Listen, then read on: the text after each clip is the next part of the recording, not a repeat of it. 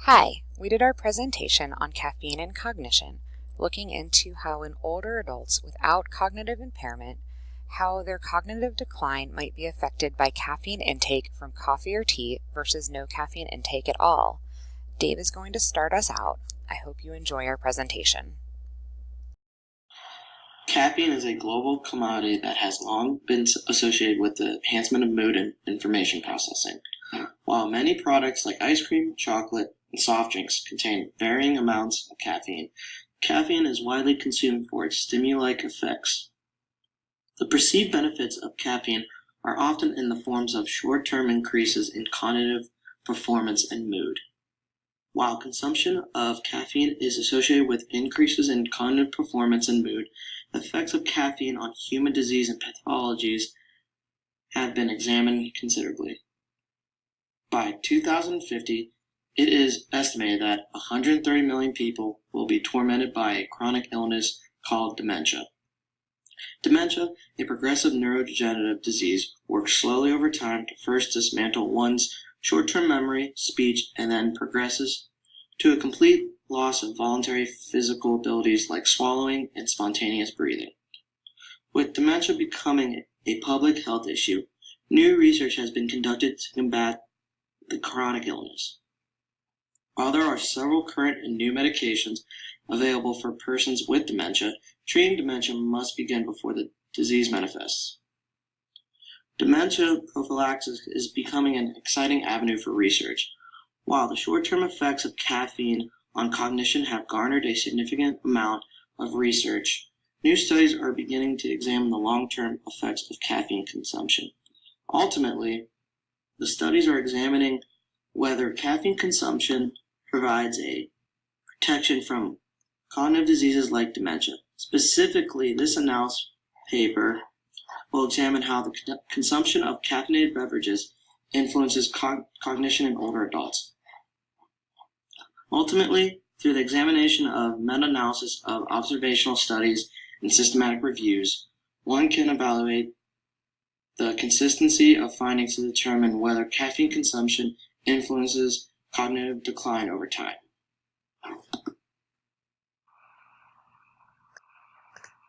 So what databases were used and searched? So for our group, the search strategy involved using the databases supplied by Capital University, which included Google Scholar, PubMed, Medline, and ProQuest. Then the researchers used a large collection of databases on the Blackmore online library. Some were the relevant search terms used. So when utilizing these databases, the terms searched for were caffeine, coffee, and caffeine consumption. When searching for terms related to cognition, the terms searched were dementia, Alzheimer's, and cognition. Cognition was further broken down into cognitive function, performance, and impairment. Once these articles were collected, the researchers then combined the terms. For instance, articles or journals utilizing the terms caffeine and dementia in the title were subsequently collected. And then further selections of the type of articles were conducted by reading the titles and abstracts. And that's essentially how the articles were selected. And once those titles and abstracts that incorporate the specific search criteria that we just identified, we then deemed them compatible by the committee. Other criteria involved in finding the articles we were looking for articles that utilized a randomized control trial, meta-analyses of observational studies, or systematic reviews. So what are the inclusion criteria? The inclusion criteria utilized for the study involved finding articles that directly related to either dementia or caffeine. In terms of specific criteria, articles that found meta-analyses of randomized control trials, meta-analyses of observational studies, or systematic reviews. Exclusion criteria involved removing articles that involved a non-randomized control trial, case studies, or observational reviews. They are strictly observational reviews. Articles that were evaluating a number of exposures, multiple exposures from caffeine, except coffee and tea were excluded, so like that'd be chocolate or other things that we have in our daily life that contain caffeine. because we had the inability to be able to prove that caffeine had a single effect on cognition. Articles that involved a discussion around ice cream, candy bars, and soda drinks were excluded as well. And part of the selection process, again, I'll just go over this, the articles,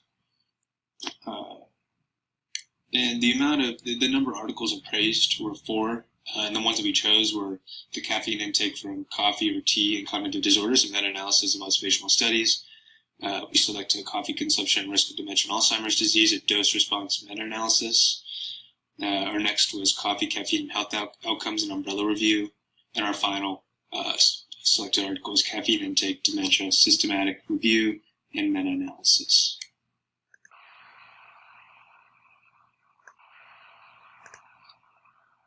So the synopsis of articles appraised, including measurements, samples, and results, and what are the strengths and limitations of each article. So for the first article, caffeine intake from coffee or tea and cognitive disorders, a meta-analysis of observational studies. So essentially, giving you a brief overview of this study, was the researchers used observational epidemiological studies such as cross-sectional case control and cohort studies, and they looked at how they have reported inconsistent findings regarding the association between caffeine intake, coffee and tea, and the risk of cognitive disorders, such as dementia and Alzheimer's disease, cognitive impairment, cognitive decline. And what they essentially did was try to combine all of these studies. And some of the methods that they used to find these studies in the first place were PubMed and Embase. 3 evaluators independently extracted and reviewed articles based on their predetermined selection criteria. Out of their results, out of 293 articles identified, 20 were epidemiological studies, which involved over 31,479 participants.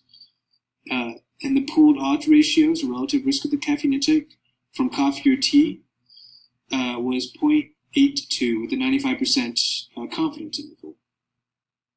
So some of the strengths and sample characteristics was the article's ability to assess for methodological quality.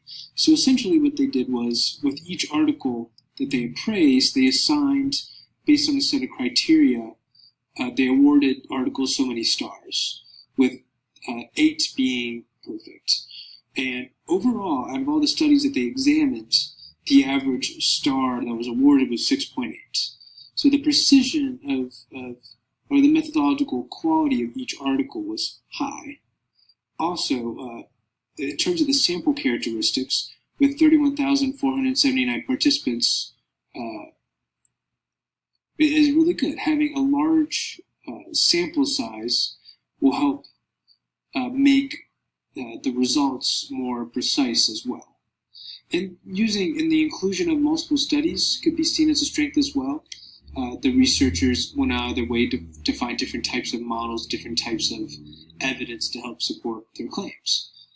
So some of the limitations with this article was that they only considered coffee and tea as a source of caffeine intake.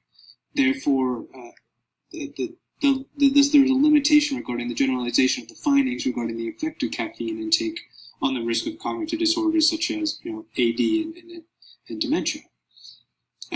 Second, it was really hard to evaluate the exact amounts of caffeine intake for each study because multiple people drink or the amount of caffeine contained in a cup of coffee ranges, and the way coffee is prepared is different as well. So the results for this meta-analysis found that caffeine intake from coffee or tea was not associated with the risk of cognitive disorders. And this is an important distinction because, especially for our PICO question, is because essentially one is unlikely to develop a cognitive disease from caffeine.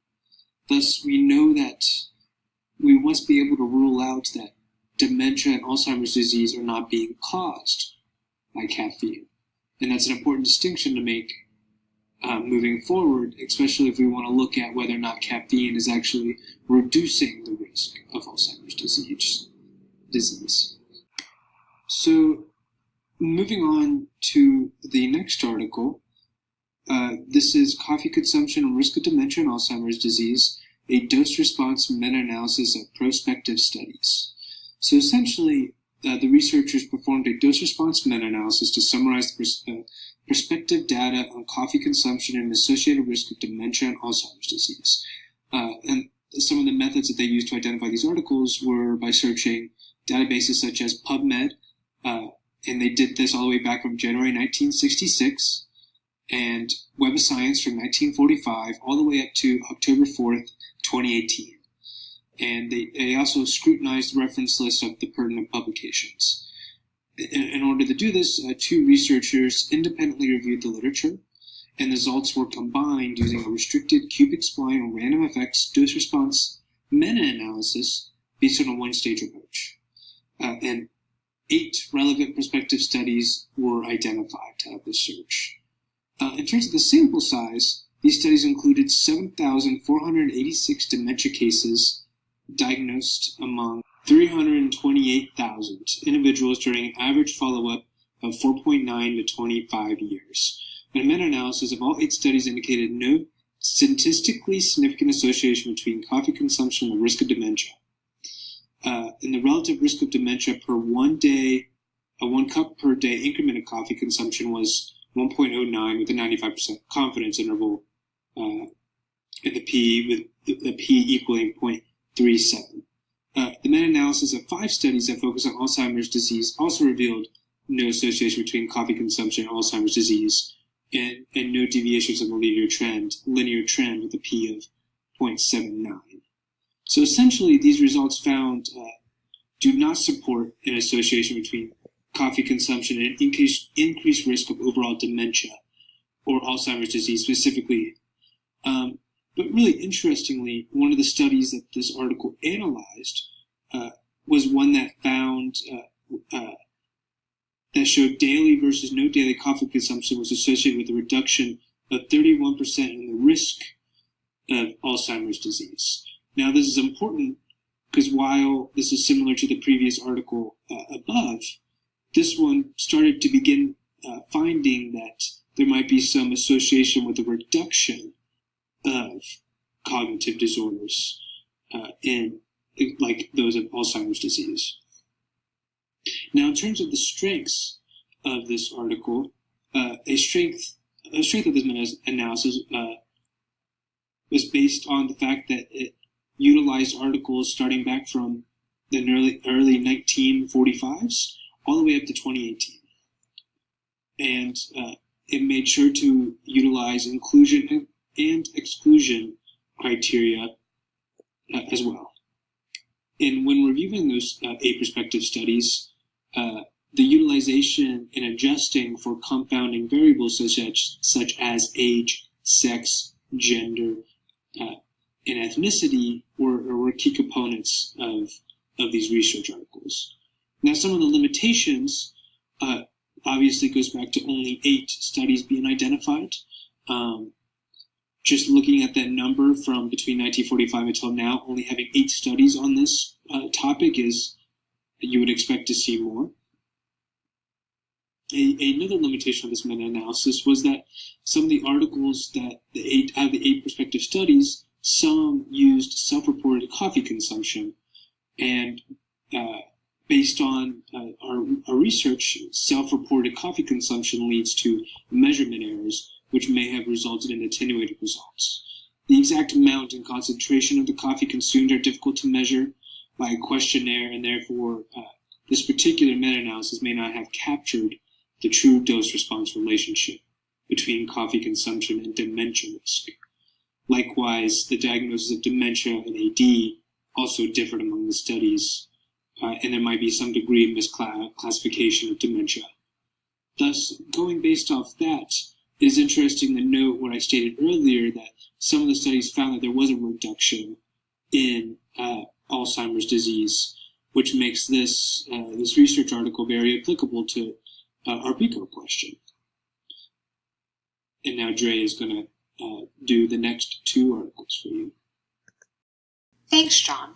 In our 3rd article, Coffee, Caffeine, and Health Outcomes, an Umbrella Review, the authors were searching for an association between coffee consumption and various health outcomes such as cardiovascular disease, prostate cancer, and Alzheimer's disease. Similar to the previous articles, the researchers sought to find trial studies by searching PubMed and Embase for the terms coffee, caffeine, and meta-analysis. They included the following types of studies: meta-analysis of observational studies considering coffee consumption or caffeine intake as the exposure variable of interest, and any health outcome and meta-analyses of random control trials assessing the effects of coffee or caffeine administration from any source and for any clinical outcome. They excluded studies in which coffee consumption was part of the outcome, studies on genetic polymorphisms related to coffee consumption, studies that evaluated the prevalence of coffee consumption, and randomized control trials that combined coffee administration with other treatments. In order to evaluate the connection, they performed an umbrella review, that is, a review that aims to systematically examine existing research for the same intervention or phenomena of interest. Whenever more than one meta-analysis was found using the same outcome and the same study design and type of population, the articles were evaluated for the main outcome of interest. For further analyses, the most recent or most exhaustive study was considered. When more than one study design was evaluated, results were considered and reported in the following order of importance: meta-analyses of prospective studies, comprehensive prospective and case control studies, and case control studies. The pooled analyses of the highest versus the lowest category of exposure and dose-response analysis were evaluated. Direction, magnitude, and heterogeneity were considered when scoring the level of evidence. Based on this criteria, the evidence for decreased risk of Alzheimer's based on caffeine consumption was graded as highly possible. A sample size of 244 articles was selected based on the researchers' inclusion and exclusion parameters. Out of the 244 articles collected, 79 articles with 15,761 participants reported a reduced risk of Alzheimer's with a relative risk of 0.73 with a 95% confidence interval. The findings also indicated that caffeine consumption may provide some anti-inflammatory benefits and provide some inhibition to oxidative stress produced by free radicals. While the research article may provide some insight into whether an association exists between caffeine and cognition, the risks of excess caffeine consumption may outweigh the benefits. Going back to our PICO question, further research needs to be conducted to test whether oxidative stress and reduction of anti-inflammatory agents protects the elderly from cognitive disease. Consequently, if coffee consumption is to provide cognitive protection, do the benefits outweigh an increased risk for cardiovascular, colon, and prostate diseases?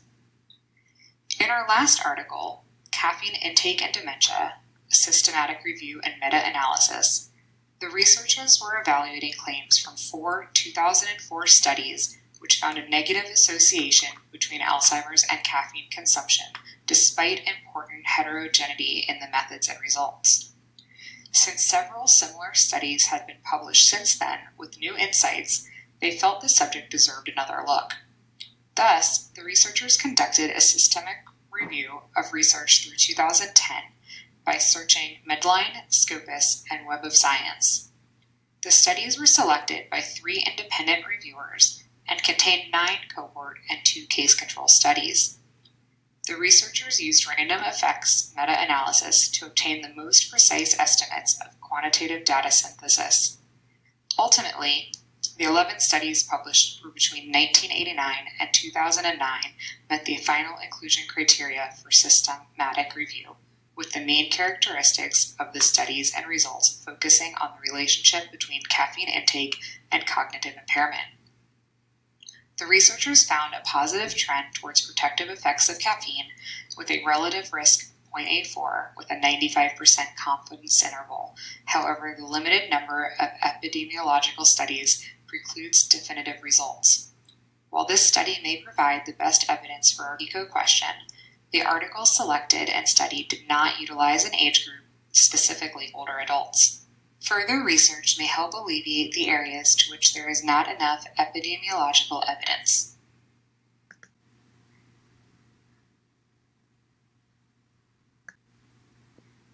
Results. The results of all of the articles we selected were similar, showing weak to no association between caffeine consumption and the risks of dementia. Additionally, after collecting and analyzing the data, the researchers all concluded the same significant issue, that there was a substantial number of confounding factors involved. The 4 articles explained the potential benefits coffee has due to its antioxidant agents. However, they failed to discover if caffeine was a neuroprotective agent. With such similar results, it is unsurprising that information for all 4 articles was obtained from the same types of sources: longitudinal studies such as cohorts, cross-sectional, and case control studies.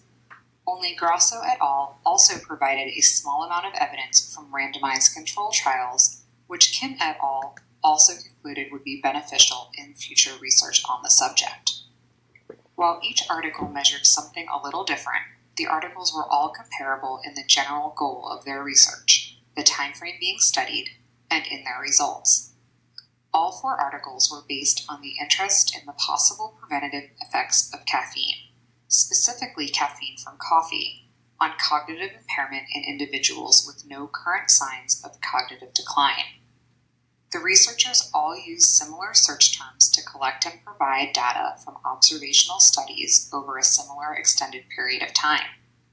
They all presented their data in a similar fashion, using the heterogeneity model with confidence intervals, case control studies, cohort studies, and cross-sectional studies. They used graphs to print the data, which provided nice visuals showing there was little correlation among caffeine and risk for cognitive decline. The common confounding factor between all of the studies that proved difficult for everyone to work around was that chronic smokers tend to drink several cups of coffee in a day, adding tobacco and nicotine to the increase in daily caffeine. Overall, our results on caffeine consumption and risk for cognitive impairment, as well as those of each article, were inconclusive. The human brain is extremely complex, and genetic precursors to Alzheimer's and dementia are still being discovered or are unknown. And with several modifiable risk factors influencing individuals at different regularities, measuring the long-term effects of caffeine consumption becomes a daunting research endeavor. Ultimately, the researchers discovered there needs to be more epidemiological evidence in order to understand this phenomenon. For example, since coffee and tea were being used as the source of caffeine rather than caffeine on its own, there was no way to separate the results of the caffeine versus the considerable antioxidant agents in the beverages that have previously been linked to decreasing the risks for dementia. Additionally, since most of the studies used for all 4 of the articles were observational studies, the amount of caffeine and confounding factors were unable to be controlled. What are the committee's recommendations for caffeine consumption? So essentially, we want to have caffeine be an implemented protocol within hospital systems, starting off in the greater Columbus area. But in order to get there, we believe that some sort of implementation plan or some sort of framework should be established first in order to gather a larger sample size. So for instance, one of the ways we could do that is using the Iowa-based practice model, which would essentially help transition our research findings that we do in the field or that we presented in this presentation, and hopefully using those findings and utilizing them into clinical practice. And starting off in the greater Columbus area would be a great first step. And the Iowa-based model is a really good model because it essentially breaks down the clinical process down into 5 steps, which is assessing or developing a question, deciding and looking at what has worked in other places, and then collecting the data, seeing that if a change is really needed in the hospital system, implementing that change, and then evaluating that change to see whether it worked. So I guess that would be one of the strategies that we would use in order to determine whether or not if the caffeine consumption is really working. Going back to some of the strategies to strengthen this recommendation, I think it's important to look at what were the limitations of this research, because there were quite a few. First off, there are many sources of caffeine intake. For instance, this study only looked at coffee and tea, but I'm sure you know there are several hundreds, thousands, beyond my perception of foods that contain caffeine. Therefore, there's already a limitation regarding our generalization to the findings, whether or not what sources of caffeine are truly the ones that are preventing cognitive disorders.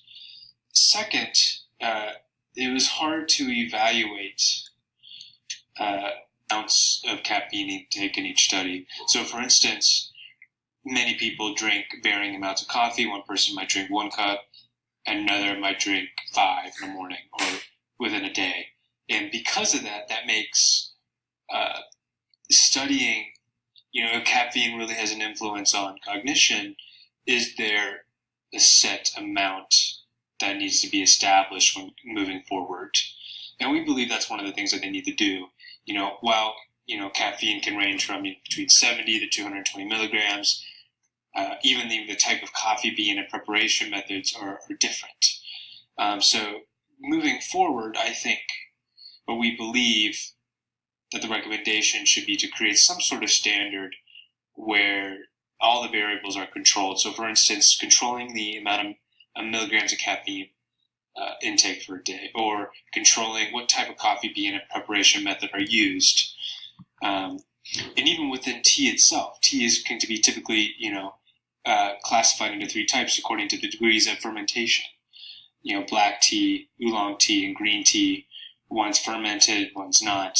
And those can have effects on the long-term development of cognitive diseases. In terms of the study designs, we noticed, even though a lot of our studies that we utilized were meta-analyses or systematic reviews, a lot of the articles that they were reviewing were either testing, or were merely surveys or volunteers that joined a lot of these groups. And we believe that one of the recommendations that we could go or use moving forward is trying to utilize some sort of randomized controlled trial and pulling away from those surveys. And based on some of the information that I mentioned before, that I understand that it's a very difficult thing to do, especially when you already can't control the type of coffee bean, how much coffee. But regardless, we believe that if some sort of randomized control trial were to be implemented on a wide scale, say Columbus or Ohio, that this evidence could provide more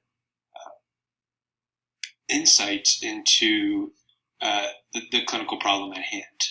In terms of the sample characteristics, this made answering our PICO question quite difficult because age was not really considered, or age was not considered at all in almost all the studies that we looked at. And this is problematic because one of the things that our PICO question was looking at was how do we, in the long term, use caffeine consumption to prevent cognitive disorders in the elderly. And that question was difficult because, while we know that caffeine may produce this antioxidant effect and regulate amyloid precursors, amyloid B proteins, that wasn't really looked at in age-specific populations. So moving forward, when we're looking at sample characteristics, if we can somehow use age and control age, I believe that'll help researchers in the future determine whether or not age seems to have a factor in whether or not caffeine consumption is successful. In terms of interventions that could be done in the future, we believe that baselines need to be first established within a certain population. And some of the tools that they can do or use in order to determine that baseline is a clinical dimension scale, mini mental status exams, and MRI scans to really measure baseline cognitive function, which I believe would provide a good base to which researchers can then begin studies. And another intervention that can be done as well is drawing plasma caffeine levels. And this would provide a more reliable measure of caffeine versus self-report and surveys, which in the most part was the main self-report and surveys were the main component to many of the studies that we saw.